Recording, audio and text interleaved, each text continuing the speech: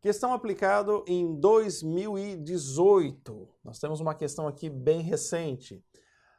Analise a narrativa a seguir. Então vamos lá. No sistema proporcional, utilizado pela legislação brasileira, a obtenção do quociente partidário, olha aqui, quociente partidário, decorre da divisão do número de votos válidos obtidos por cada partido político ou coligação, dividido pelo quociente eleitoral, sendo o resultado o chamado quociente partidário. Ok? Então esta é a regra que aí está colocada de como se obtém o quociente partidário. Ora, é a divisão dos votos válidos obtidos por um partido ou coligação dividido pelo quociente eleitoral. Você vai então alcançar o quociente partidário. Ok? A operação que resulta no quociente partidário indica. Então veja, a questão recai sobre o quociente partidário. Ok? Isso é importante. A operação que resulta no quociente partidário indica a. Em caráter final, o número de cadeiras de cada partido. Ora, em caráter final, não. Por quê? É certo que o quociente partidário ele vai indicar o número de cadeiras que o partido político vai ali ocupar, o partido político ou a coligação. Mas não em caráter final, porque nós temos que levar em consideração as chamadas sobras. Então aqui a alternativa A, ela está incorreta. A alternativa B. A operação que resulta no quociente partidário indica, em princípio, as cadeiras do partido, pois ainda será necessária a distribuição dos restos.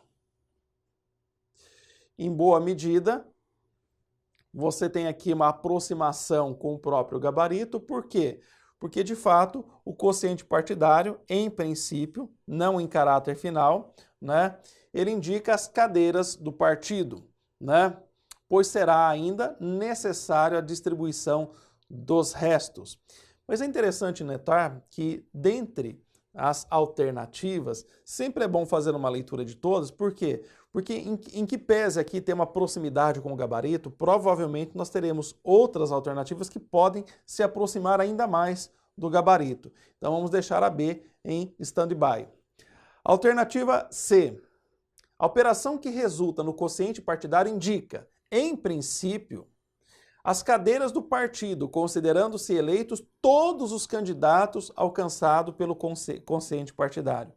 Isso sem prejuízo da distribuição dos restos. Ora, não é assim que ocorre, não é assim que acontece, porque se todos aqueles que alcançaram o quociente partidário estiverem eleitos, né, nós teríamos que talvez aumentar o número de cadeiras a serem ocupadas, né? Então tem um limite de cadeiras. Por exemplo, na Câmara Municipal, né, na Assembleia Legislativa ou na Câmara dos Deputados, né, e que não resulta que todos os candidatos que tenham alcançado o quociente partidário, eles estejam automaticamente eleitos, ok?